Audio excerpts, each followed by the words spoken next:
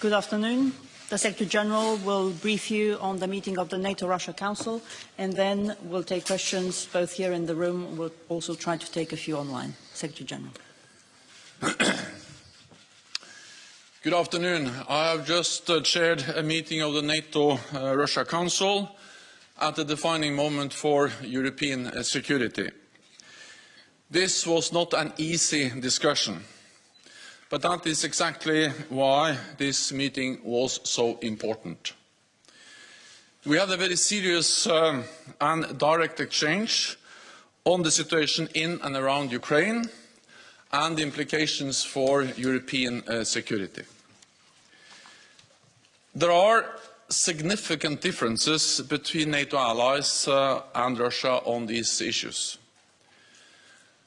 Our differences will not be easy to bridge, but it is a positive sign that all NATO allies and Russia sat down around the same table and engaged on substantive topics. After 2 years where such meetings were not possible to convene. Today, Russia raised the proposals that they published in December aimed at addressing their security concerns. These include demands to stop admitting any new members to NATO and to withdraw forces from Eastern allies. Allies on their side reaffirmed NATO's open door policy and the right for each nation to choose its own security arrangements. Allies made clear that they will not renounce their ability to protect and defend each other, including with presence of troops in the eastern part of the alliance. At the same time, both Russia and NATO allies expressed the need to resume dialogue and to explore a schedule of future meetings. NATO allies are ready to meet again with Russia to have discussions in greater detail, to put concrete proposals on the table and to seek constructive outcomes. In particular, allies would like to discuss concrete ways to increase the transparency of military exercises, to prevent dangerous military incidents and reduce space and cyber threats. Allies have also offered to look at arms control, disarmament and non-proliferation, including to address reciprocal limitations on missiles and to address nuclear policies. On lines of communications, NATO allies are interested in looking at ways to improve civil and military communication channels and the possibility of re-establishing our respective offices in Moscow and in Brussels. NATO allies are clear-eyed about the prospects for progress in these talks. They expressed serious concern about the Russian military build-up in and around Ukraine and called on Russia to immediately de-escalate the situation and to respect the sovereignty and territorial integrity of its neighbours. They also called on Russia to refrain from aggressive force posturing and malign activities directed against allies and abide by all its international obligations and commitments. And this means that our dialogue, all this means that our dialogue is difficult, but even more necessary. NATO allies stress that they will make every effort to find a political way forward. I also welcome the bilateral consultations between the United States and Russia and tomorrow's meeting of the OSCE. These are opportunities for constructive engagement which should not be missed in the interest of security in Europe. And with that, I'm ready to take your questions. Okay, we'll go to CNN in the third row center.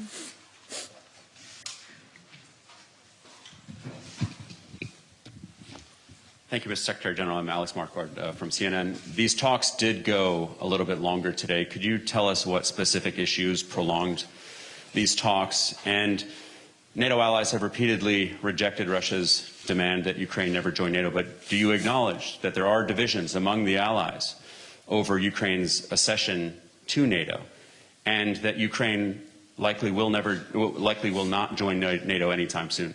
Thank you. We had a frank and open discussion on a wide range of issues, of course focusing on the tensions, the difficulties in and around Ukraine, and allies also, of course, again expressed their deep concern about the continued Russian military build-up along the borders of Ukraine.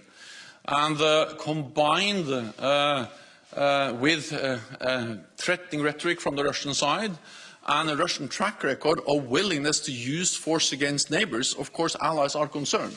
And we are clear-eyed about the challenges we face when we now sit down with Russia and try to find a political way forward.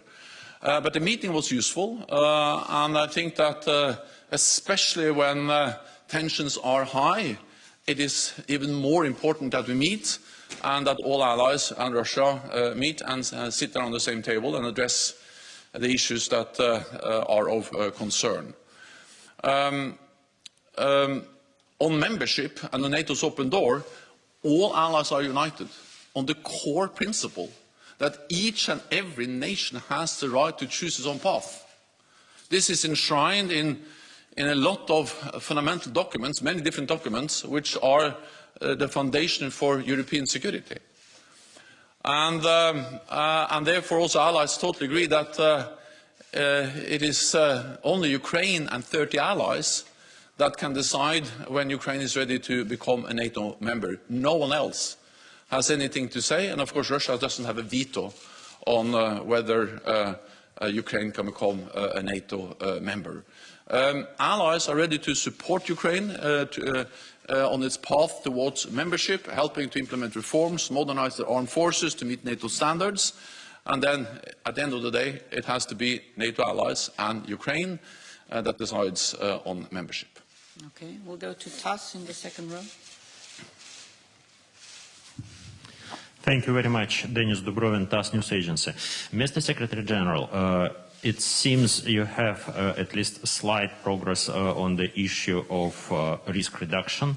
Do you consider that after these talks it may be feasible in the future to move towards new treaty limiting the use of missiles in Europe, offensive missile system? Yeah.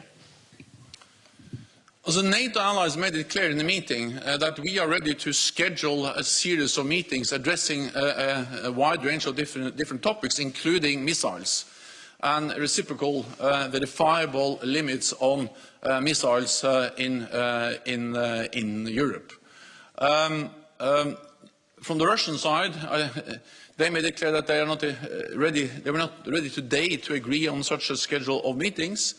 I think you should ask them to explore or to explain their position more in detail. But at least I welcome that there is a general willingness and support of the idea of dialogue. And NATO allies have also made it clear that we are ready to put concrete proposals on the table and to discuss risk reduction, transparency, but also arms control, including reciprocal, verifiable limits on missiles. But let me add that we are in this situation because Russia violated the INF Treaty.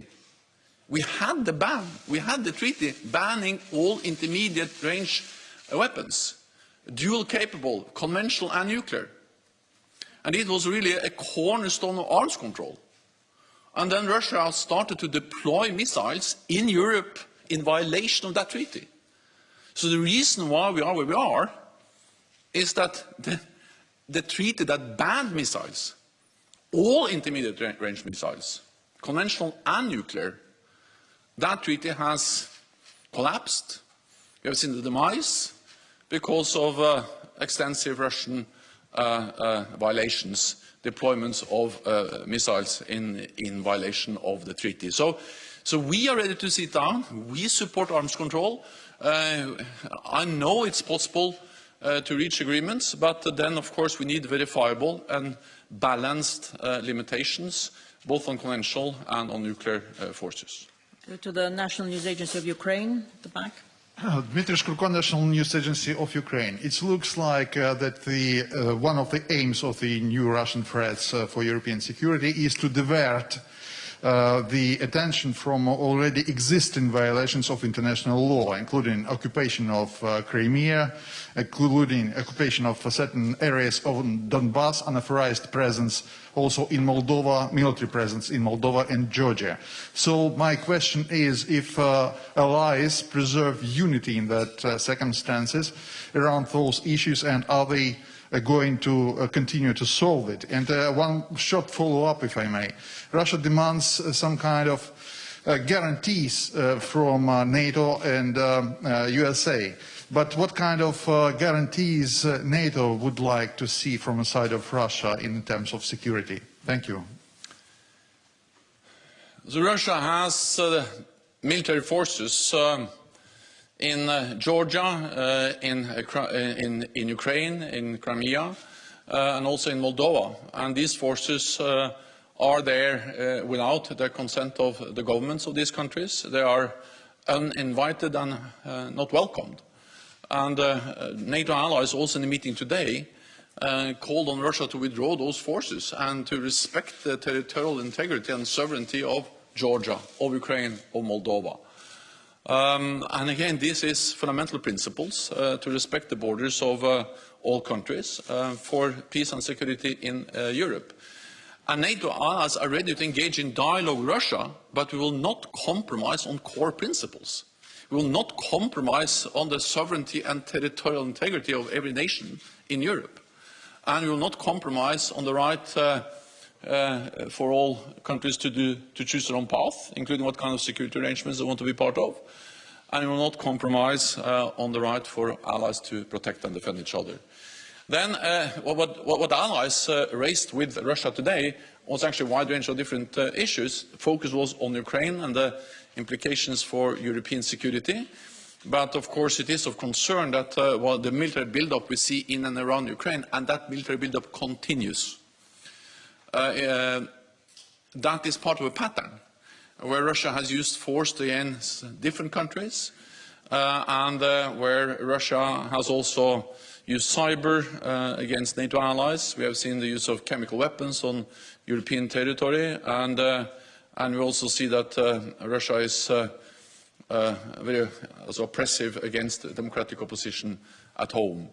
So NATO engages in these talks, the dialogue in good faith. We are ready to sit down and discuss substance. We are ready to put proposals on the table, concrete proposals.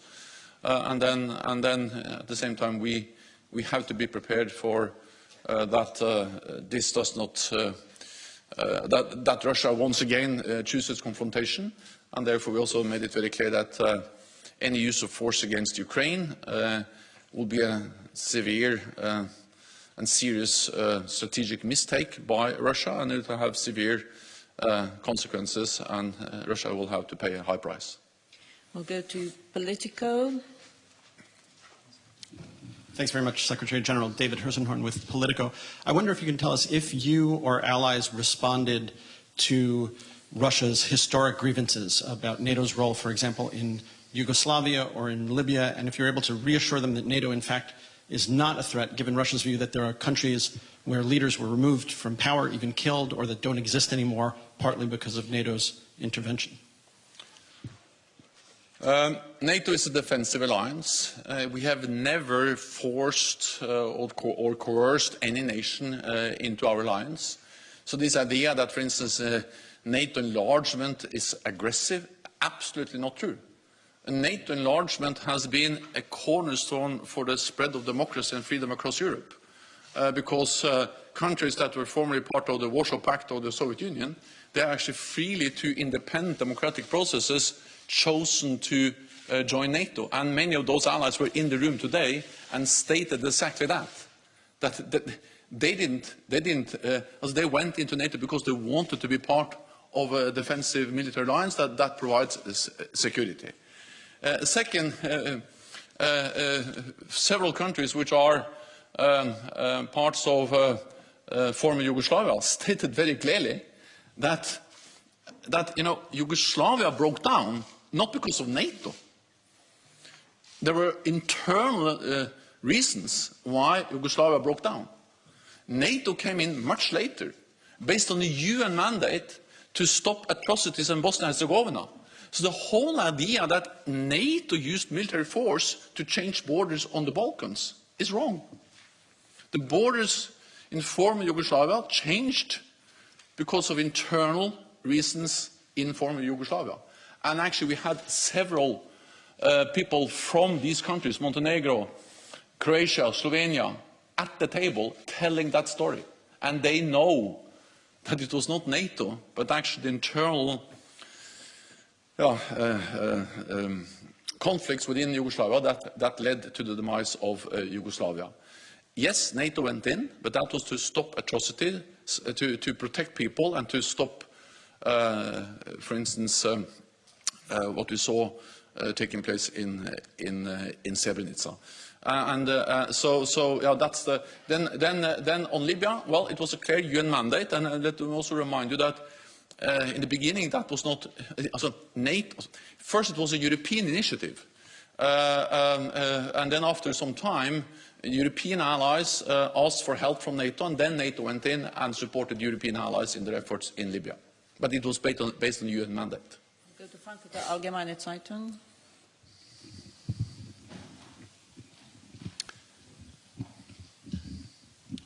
Thanks a lot. Thomas Grushko with Frankfurter Allgemeine Zeitung.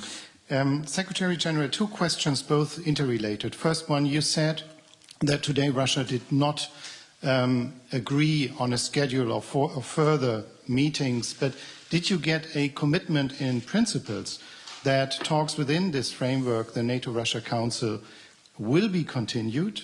Question number one.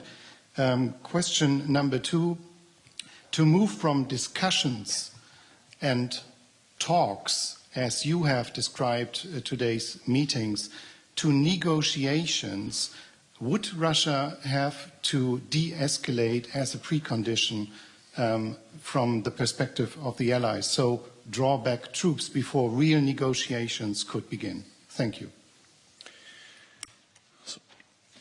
I proposed, allies supported the idea of agreeing a series of meetings addressing a wide range of issues, including arms control, reciprocal briefing, limitations on missiles, and many other things. Just a moment. Then we're all happy. Russia was not in a position to agree on that proposal. They didn't reject it either, but the Russian representatives made it clear that they needed some time to come back to NATO with an answer. And of course, then we are ready to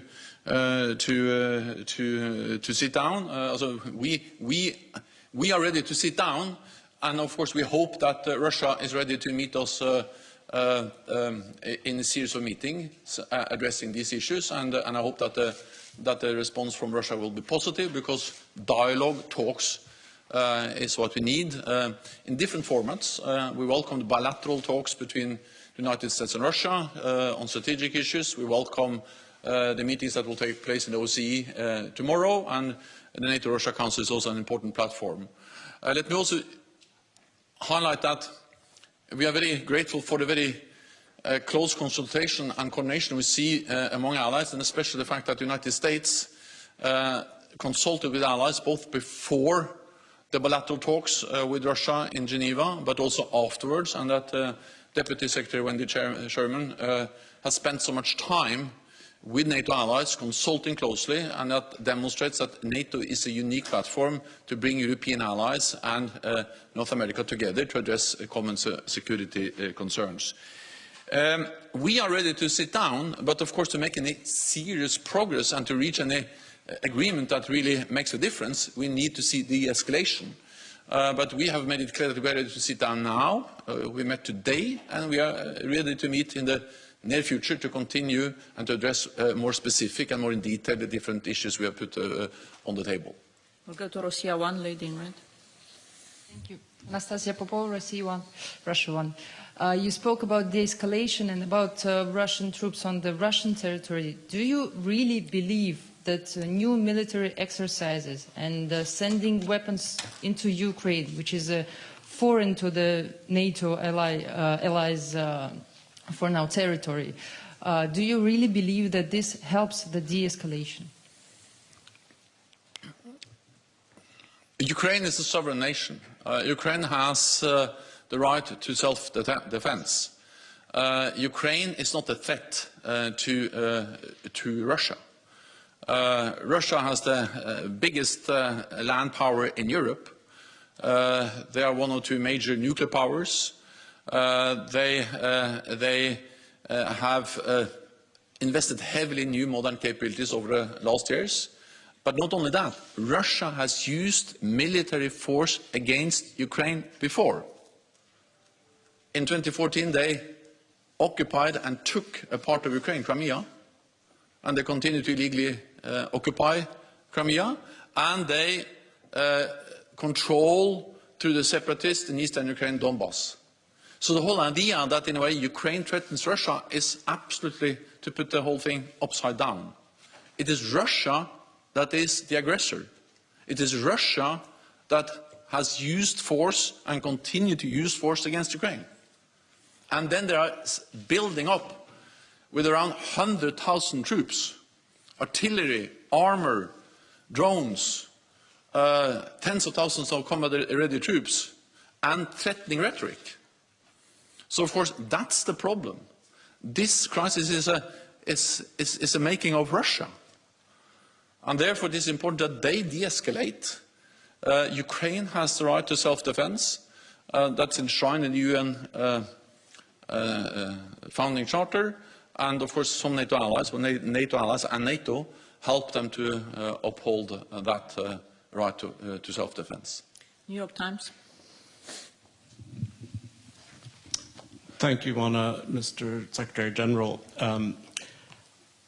Question on the suggestion that at this point, NATO is prepared to reinforce Allied troops bordering Russia, whether Russia goes into Ukraine or not. Could you describe whether this came up in the meeting, perhaps as a warning to the Russian delegation? And secondly, my memory may be failing, but I believe NATO went into Kosovo without a UN resolution, but went in after the war with a UN resolution. Thank you.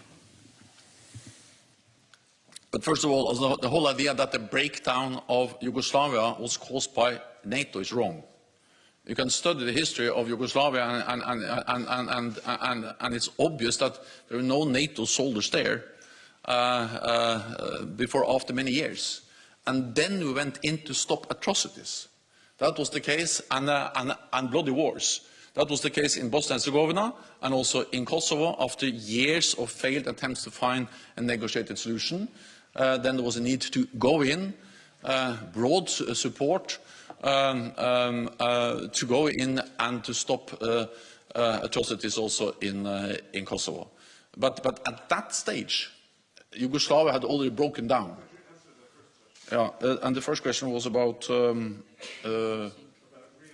yeah.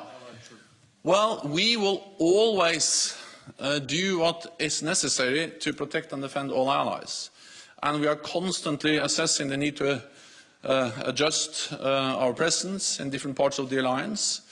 After Russia's illegal annexation of Crimea in 2014 and continued destabilization of eastern Ukraine, Donbass, we have implemented the biggest reinforcement of our collective defense in a generation, with battle groups in the eastern part of the alliance, with high readiness of our forces, and with the tripling the size, for instance, of the NATO response force, air policing, more naval presence. We do so to prevent any misunderstanding and not allow any room for miscalculation that NATO is there to protect and defend all allies. And this is deterrence, this is defensive, and the The purpose is to preserve peace. It's not to provoke conflict, but to preserve peace, prevent conflict. And in this way, and of course we will, and if Russia once again uses force against Ukraine and further invades Ukraine, then we have to seriously look into the need to further increase our presence in the eastern part of the alliance. Okay, we'll go to NRK. Higher up. Higher up. Thank you.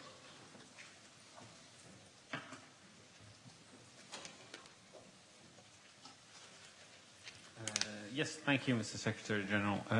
I was wondering, yesterday at the briefing, the American ambassador repeated what you said now, that NATO's open door policy is not up for negotiation. Is your sense after the meeting today that a possible avoiding an escalation is more or less probable without assessing that question after today's talks? Is it at all possible to get any further? It is possible to get further and to reduce tensions if Russia is willing to engage and if Russia is willing to find a political way forward. And we are open to addressing and discussing a wide range of issues, including balanced arms control, conventional nuclear, measures for risk reduction, more transparency, confidence-building measures. And we have seen that these mechanisms have worked before. But we are not willing to compromise on the core principle, or one of the core principles of European security, that all countries have the right to choose their own path. And for me, it's interesting to note that, for instance, countries like Finland and Sweden, who have not applied for membership in NATO, they are very clear about this. Because they understand that as soon as you start to impose that kind of restrictions, that the right to choose your own path applies for some countries, but not for all countries, then you start into some kind of first-class and second-class countries. Some have the right, because they are big, or because they, for historical reasons, are part of a military alliance as NATO, to do what they want, to choose their own path, but others don't have that right. And this whole idea that, in a way, you are close to me, so you cannot do what you want, is to reintroduce the thinking of spheres of influence. And especially those who are coming from small countries, neighboring Russia, should understand that that's a very dangerous path. And that's also the reason why, for instance, the Finnish president, in a country that is not applying for membership, used his New Year's speech to underline the importance of that principle. And we have to distinguish between the principle, the international rule of law, and the concrete issue of whether Ukraine should join or not in the near future. That's another thing. So, well, if that was, I don't know exactly what the question was, but if the question was whether we are willing to compromise on core principles, the answer is no.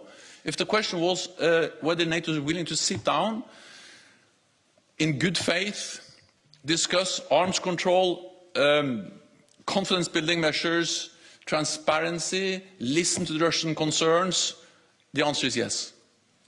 Okay, we'll try to take one question online from Washington Post. Barry Smith. Thank you so much. Barry Stein, sorry. Sorry, getting my camera ready. Let me, with no country seeming to come, with this continued to be deadlocked, it seems, with some of these main arguments, and I'm sorry, I'm just,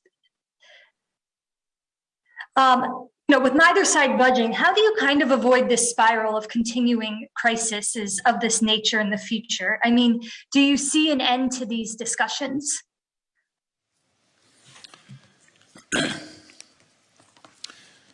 Yes, I see an end to these discussions, and that the easiest and the fastest way to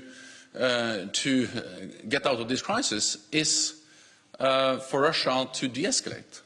The reasons why we are here, the reason why we have the crisis now, is that we have seen a significant military build-up in and around Ukraine, combined with threatening rhetoric, saying that if you don't do this and this, you will face severe consequences under what they refer to as military technical measures. So that's the easiest way to dissolve or to diffuse the tensions we are faced with now. More in general, I strongly believe in NATO's approach to Russia, which is what we call the dual-track approach. We need to be firm, we need to be strong, we need to be united, and we are that as allies. But at the same time, we are always willing to engage in a meaningful dialogue with Russia. Russia is our neighbor. We need to sit down and address common security concerns together. And we have done that before. It's possible. We have agreed arms control agreements. After the end of the Cold War, we actually made a lot of progress together. And of course, that's possible. That's another path. And we really call on Russia to choose that path of cooperation, of dialogue, of de-escalation instead of confrontation. We'll go to Ria. Sorry. Mr. Secretary General, Russian News Agency RIA Novosti.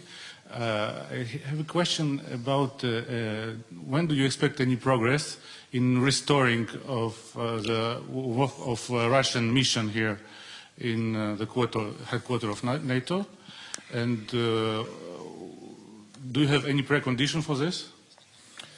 No, we have no precondition for that. We regret that Russia closed the diplomatic mission to NATO, and we also regret that they closed down the NATO office in Moscow.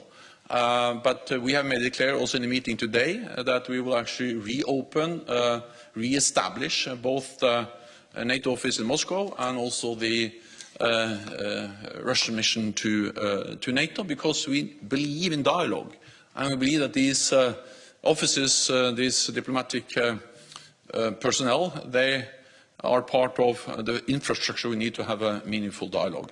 What we have made clear is that regardless of whether these offices are reopened or not, we strongly believe that if Russia is willing to sit down in a series of meetings addressing a wide range of issues, then we are of course ready to prepare those meetings with staff-to-staff, civil and military interactions, preparations, to make these really substantive meetings. That will be easier if we have a Russian delegation to NATO and a NATO office in Moscow, but of course we can do that even without those offices.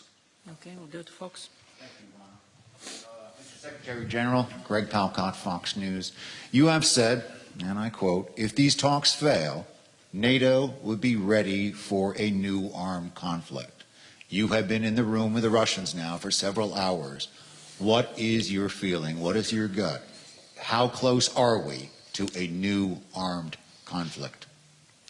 There is a real risk for a new armed conflict in Europe, but that's exactly why the meeting today and the other meetings that take place this week are so important, because we will do what we can to prevent the new armed conflict. And that's the reason why we are so clear in our message to Russia that we are ready to sit down, list a long range of issues, arms control, reciprocal limits on missiles and many other issues to prevent a new armed conflict.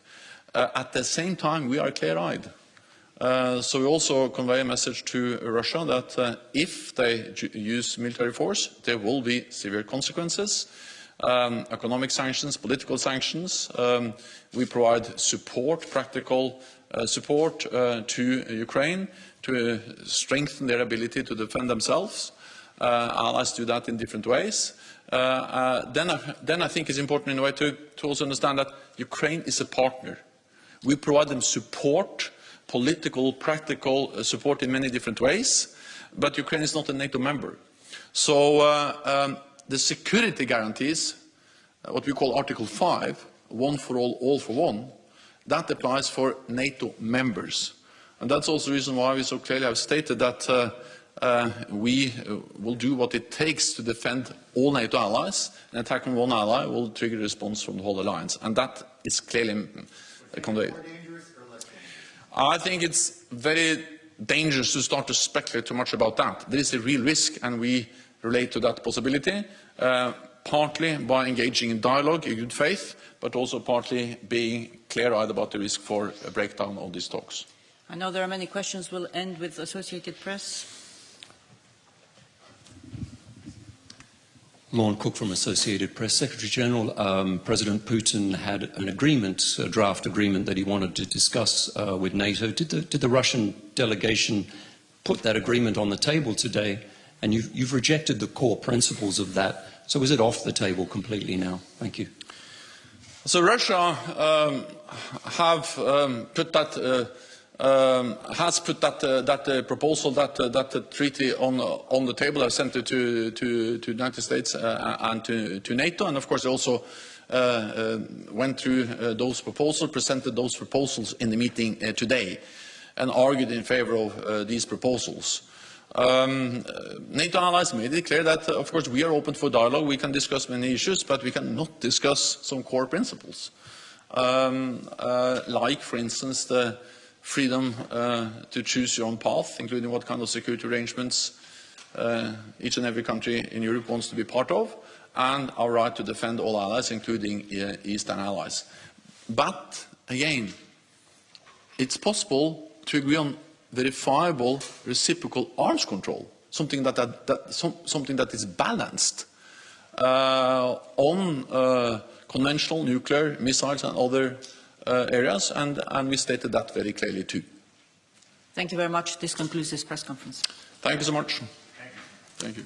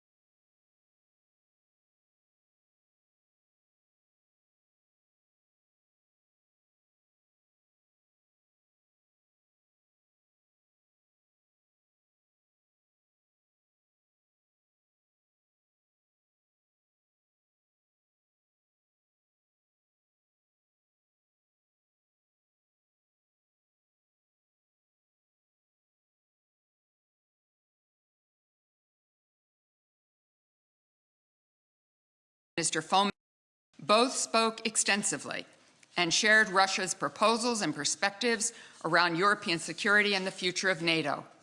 The United States and our NATO allies were united in our responses to Deputy Foreign Minister Grushko and Deputy Minister of Defense Fomin and their comments, including when it comes to certain core Russian proposals that are simply non-starters. Together, the United States and our NATO allies made clear we will not slam the door shut on NATO's open door policy, a policy that has always been central to the NATO alliance. As a defensive alliance, solely NATO is a defensive alliance. NATO exists to protect its member states. NATO has never expanded through force or coercion or subversion. It is countries' sovereign choice to choose to come to NATO and say they want to join. And NATO has repeatedly affirmed, most recently in June 2021, that, quote, the alliance does not seek confrontation and poses no threat to Russia, unquote. The United States and our NATO allies reiterated our shared commitment to diplomacy as the most durable path for building lasting security, and our willingness to engage Russia on security issues in a meaningful and reciprocal process. In today's meeting, the NATO allies offered their views on areas where NATO and Russia could make progress together in a way that strengthens security for all of us, and indeed for the world. These include reciprocal actions around risk reduction and transparency, improved communication, and arms control. We told the Russian delegation that we are united in our position that escalation does not create optimum conditions for diplomacy, to say the least. That is now the situation we face. As we speak, Russia has amassed more than 100,000 troops along Ukraine's borders in an unprovoked military buildup. Moscow is using increasingly aggressive rhetoric and spreading propaganda and disinformation, claiming that it is Ukraine seeking a conflict, not Russia. Untrue. It bears repeating that it was Russia that invaded Ukraine in 2014. It is Russia that continues to fuel a war in eastern Ukraine that has claimed nearly 14,000 Ukrainian lives. And now it's Russia's actions which are causing a renewed crisis, not only for Ukraine, but for all of Europe and for us. As I noted, we and our NATO allies believe there are some areas where we can work together with Russia and make real progress. At the SSD in Geneva on Monday, the United States raised several preliminary ideas where our two countries could take reciprocal actions that would be in our security interest and improve strategic stability. We told the Russian delegation we are prepared to discuss those ideas in greater detail at any time. Secretary-General Stoltenberg opened today's meeting by expressing his hope that the NATO-Russia Council could convene again soon to have deeper discussions on the areas where we can make progress together to strengthen security for all. That is a position shared by all the NATO allies. If Russia walks away, however, it will be quite apparent they were never serious about pursuing diplomacy at all. That is why collectively we are preparing for every eventuality. We have made it clear, and we told the Russians directly again today, that if Russia further invades Ukraine, there will be significant costs and consequences well beyond what they faced in 2014. In my meetings yesterday with our EU partners, we discussed our work together and with the G7 to prepare coordinated economic measures, measures that would exact a severe ongoing price for Russia's economy and financial system, should Russia take that fateful step. Russia's actions have caused this crisis, and it is on Russia to de-escalate tensions and give diplomacy the chance to succeed. Informed by the meetings we've held so far, as well as by tomorrow's OSCE Permanent Council meeting in Vienna, governments in all three diplomatic tracks, the bilateral track, the NATO track, the OSCE track, will reflect on these week's discussions and determine appropriate next steps. We remain ready to continue to engage with Russia. The heavy pace of bilateral and multilateral engagements this week demonstrates that the United States and our allies and partners are not dragging our feet. It is Russia that has to make a stark choice: de-escalation and diplomacy, or confrontation and consequences.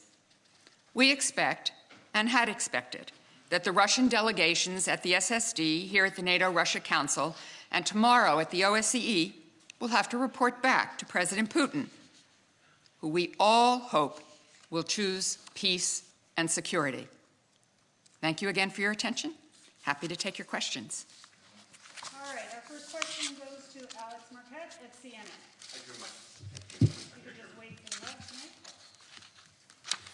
Mike.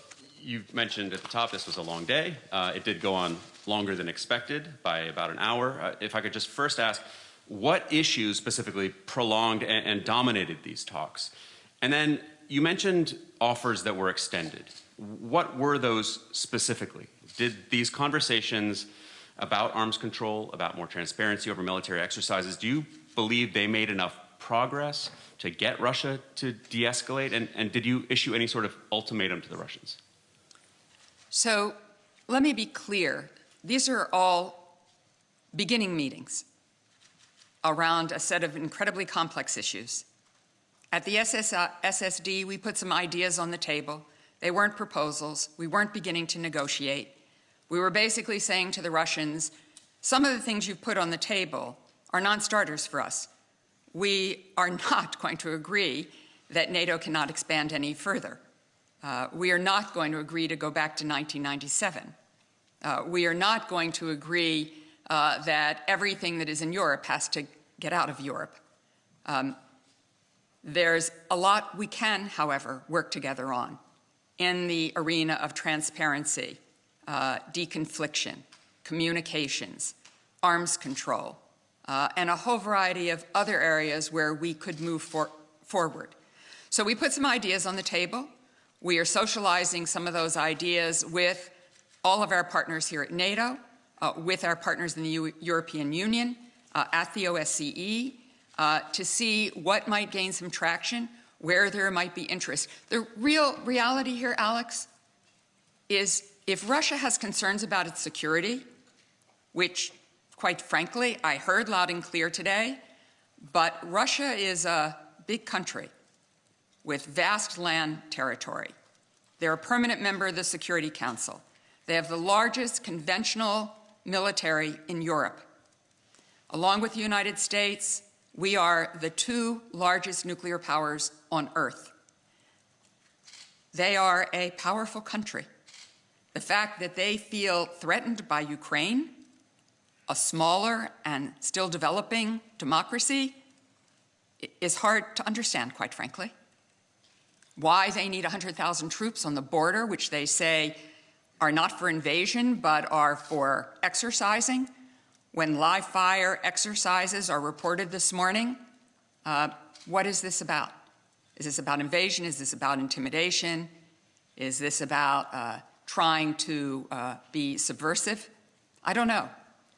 But it is not conducive to getting to diplomatic solutions. So Russia has a choice to make. I hope that when both Deputy Minister Grushko, Deputy Minister Fomin, Deputy Minister Ryabkov, and the OSCE representative return to Moscow, that they will brief the President of Russia, and that they will all appreciate, understand, and the President of Russia will agree that diplomacy is the right path. So no indication of de-escalation right now? There was no commitment to de-escalation, no. Our next question will go to Zoriana Stepanenko with the RFE-RL Ukrainian Service. Thank you very much. Hold on 1 second. Let me just add one thing. There was no commitment to de-escalate, nor was there a statement that there would not be. The Secretary-General Jens Stoltenberg said that further consultations and negotiations with Russia are possible, and you are working out this path. So what will be the subject of these consultations if NATO allies are not willing to give up their core principles? Thank you. Well, I think I just laid out what some of those are. Arms control, deconfliction, communications, transparency, looking, in fact, at how we are all positioned and how we can ensure that we have security for all in Europe. All right, for our next question, we'll go to a remote question from Sean Tandon with AFP. Good morning from Washington, Madam Deputy Secretary. To begin with, could I follow up briefly how you just responded to Alex's question? You said there's no commitment to de-escalation, but no statement otherwise. Could you explain that? What are the chances you see of de-escalation on this? Could I ask you about, you've spoken repeatedly about unity among NATO on the open door policy. Some countries, notably Hungary, have in the past voiced reluctance for Ukraine's membership in NATO. How unified do you think NATO is actually on that? And is there actually a real possibility of Ukraine joining NATO? And for that matter, Sweden and Finland, did the issues of their membership come up today? Thanks. Sure. I would say that what was so amazing today was every country, it's part of why it went on so long, every country spoke. And the Russians were given additional time because they were Russian, and there were 30 of us, so they were given a little extra time. But every one of the allies in NATO laid out the same set of principles, the same hopes and expectations of Russia, every single one, without exception, without exception. In terms of the process of NATO, I don't want to speak for other countries about what their ambitions are, what they hope for, what the timetables are. There is a process that is laid out very clearly, the MAP process in NATO for joining NATO. It has very specific landmarks and process. So we are open to everyone, and certainly Ukraine is one of those countries that very much wants to become a member, and so they are going through the process. It does take some time, and there's a lot of work that has to get done to make sure that the high standards of NATO are met. So we'll see where things go. The same is true for Georgia, which is the other country most often talked about. I think on Finland and Sweden, I'm not going to speak for them about whether their ambitions regarding NATO are different than they've been in the past. What I will say is that I would send you all to the statements they've made over the last few days. I think one of the things that Russia has done, which it probably did not expect, it has brought all of Europe, NATO and non-NATO allies alike, together to share the same set of principles, the same ambition, the same hopes, and the same commitment to diplomacy. For our next question, we'll go to Henry Foy with the Financial Times.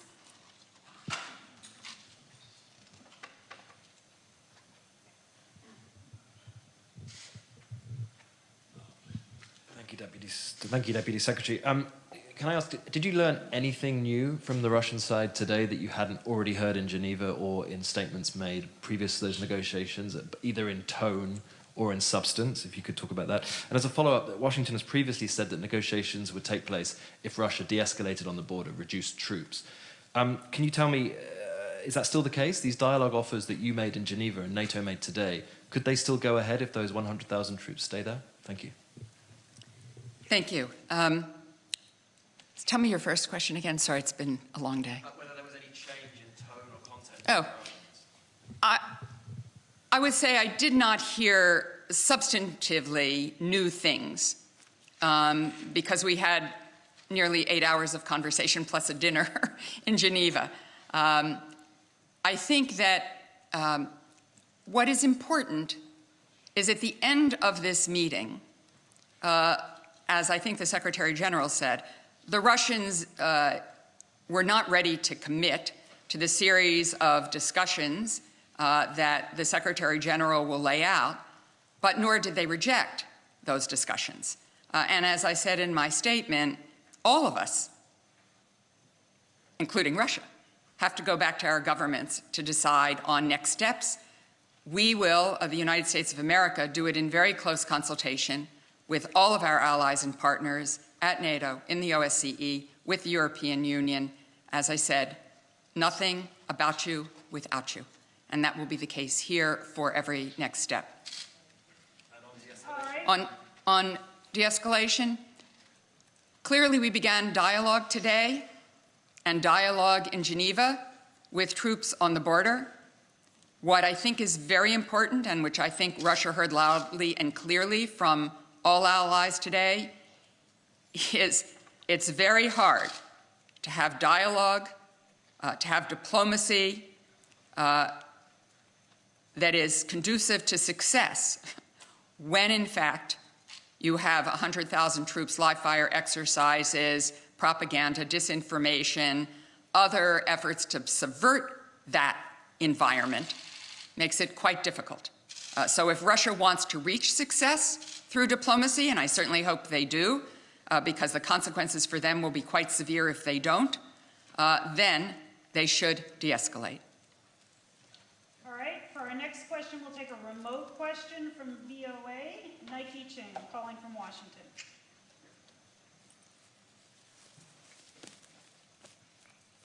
Can't hear you.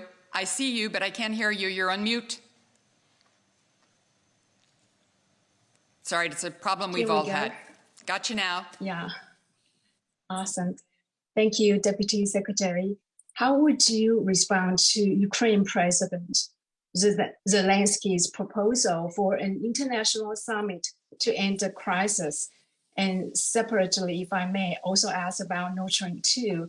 Yesterday, Undersecretary Toria Nuland said that the pipeline would be suspended if Russia further invaded Ukraine. But Chancellor Scholz has not used the same language. What detail can you provide to show there is actually a U.S.-Jordan unity on Nord Stream 2, and has it been communicated to Russia? Thank you. Thank you. I have not seen President Zelensky's proposal for a summit. I think that what you've seen is really the coming together of the world around this problem to try to solve it, this crisis that has been created by Russia. There are many things going on in the world. All of us are sitting here in masks, except I took mine off for this. We're all in the midst of an Omicron crisis. We're all trying to deal with climate change.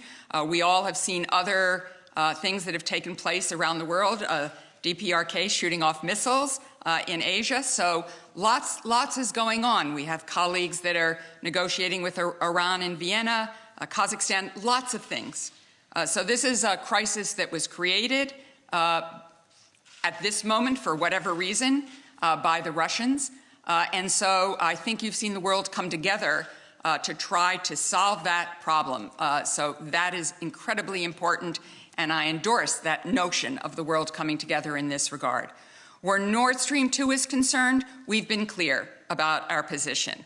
It is a Russian geopolitical project that undermines energy security and the national security of a significant part of the Euro-Atlantic community. The pipeline is not operational right now. The German's Federal Network Agency has suspended certification, and Secretary Blinken has said, which underscores what Undersecretary Nuland said, to quote the Secretary, from our perspective, it's very hard to see gas flowing through the pipeline for it to become operational if Russia renews its aggression on Ukraine. So I think you're seeing quite a consistent assessment here of what will happen if indeed Russia takes further aggressive action where Ukraine is concerned. All right, thank you. And we will go to Matthias Kolb with Süddeutsche Zeitung.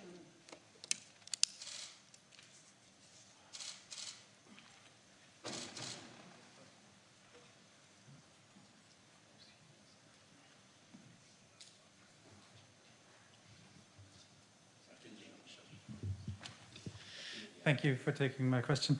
I would be interested in your assessment. Before this NATO-Russia Council, there was fear here in Brussels that the Russians are only doing this for show, to kind of like, okay, signal that they're open for dialogue, but in the end it's already decided that it was just a show, and in the end they would say, no, you didn't come up, you didn't fulfill our promises. Was there something, did you sense of that, or are you now leaving Brussels a bit more optimistic than you came here from Geneva? Thanks. I'm smiling because in one of your competitors' newspapers today, they quoted a Russian analyst when asked that question, said, who the heck knows? I think the reality is that I will say that the Russian delegation sat through nearly 4 hours of a meeting where 30 nations spoke, and they did, which is not an easy thing to do. I'm glad they did it. It was important for them to hear the unity that, in fact, NATO really does speak as one, even though these are 30 sovereign countries who have different interests. We're not all exactly the same, to be sure. So I don't know. I really think this is about all of the Russian delegations from this extensive set of dialogues this week, going back to Moscow, sharing what they've heard with President Putin, governments talking with each other, perhaps even talking with President Putin or with others in the Russian government, and seeing if, in fact, if there is traction. There is plenty to work on, where we have places where we can enhance mutual security. There are some places we cannot, but there is progress that can be made. And everyone, Russia most of all, will have to decide whether they really are about security, in which case they should engage, or whether this was all a pretext. And they may not even know yet. Thank you. That concludes today's press conference. Thank you.